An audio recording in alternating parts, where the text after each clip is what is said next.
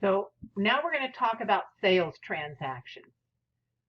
As you can tell, I now have a little camera down here in the corner so you guys can actually see me. But sales transactions are just like when I sell to a customer. The only things that are going to happen is you're going to sell, they possibly might return, and then they will pay you. So these are the three types of things that we're going to be looking at. And I'm going to focus more on the journal entry for selling and the journal entry for paying. So some of the same things apply from the purchasing side that we finished on my other tape that we did. So my revenue account is called sales now. And so that is going to be my revenue. So we're not talking fees earned. The first thing we're going to look at, this is an example of a cash sale. But in most of our transactions, we don't actually sell for cash. So it says that on March 3rd, we sell merchandise for $800. Here's how I do the journal entry. I debit to cash because I actually got money, and I'm going to credit to sales. But remember, most of our sales are not going to be for cash. They're going to be on account, which will be accounts receivable. The important thing to remember here is it requires 2 journal entries for every time you sell. Journal entry number 1, you have to recognize the sale. Journal entry number 2, you're going to have to reduce the inventory for the items you sold. So we're going to talk about that on the next slide. So every time I sell a product, I have to decrease my inventory. So on the next journal entry, here's journal entry number 2 for that same transaction that we sold. If I sold those products for $1,800, the cost of them is going to be $1,200. So this is journal entry number 2 where I actually reduce my inventory. Entry number 1 is to recognize the sale. Entry number 2 is to reduce the inventory for the cost of the product. Okay? So the next thing I'm going to show you is what happens when I sell on account. So this is selling on account. It's getting ready to come up. And so I'm going to have journal entry number 1, journal entry number 2. So here we go. Here's journal entry number 1. I sell merchandise for on account for $18,000. So here's journal entry number 1. Notice accounts receivable has the company name that I sell to. Oops, sorry guys. I clicked on that by mistake. It has the customer's name.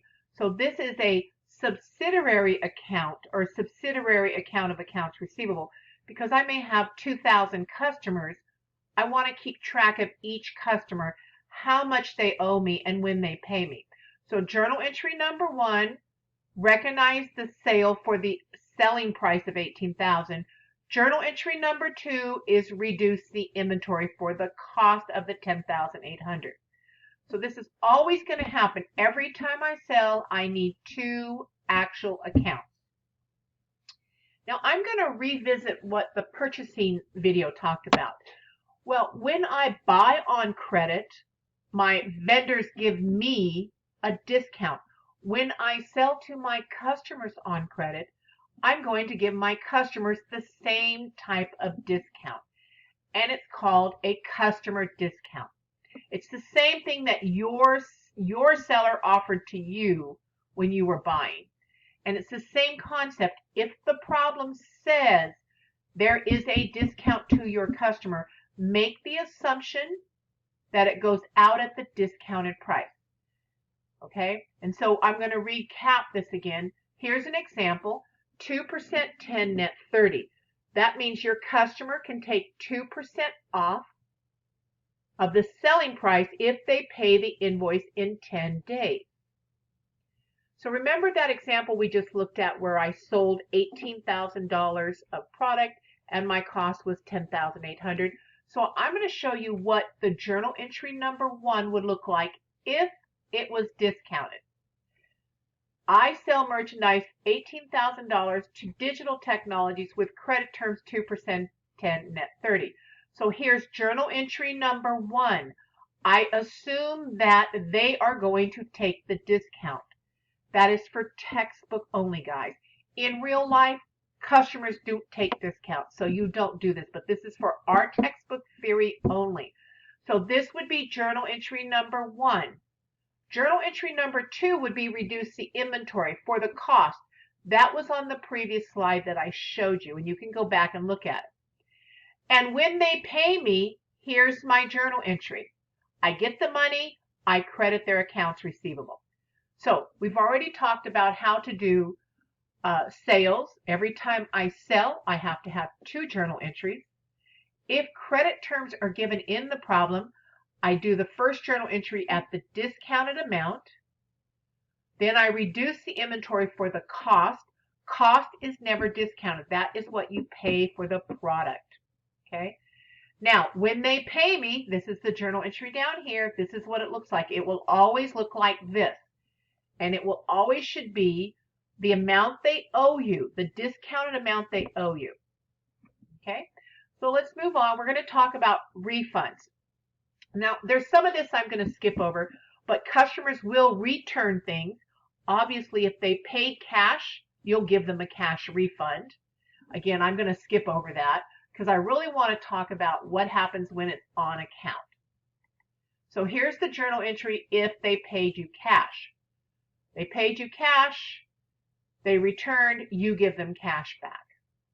But I really want to talk about what happens when they've done it on account or you've got an accounts receivable customer. So I want you to remember credit memo is accounts receivable. Remember that. Credit memo is accounts receivable because accounts receivable, when you credit that accounts receivable account, you're reducing what they owe. Okay, so let's talk about a refund. So we are going to issue Blank & Sons a customer allowance of $900. So we're going to give them a credit memo. That's basically meaning that I'm reducing what they owe me by $900. So here's an example of a credit memo.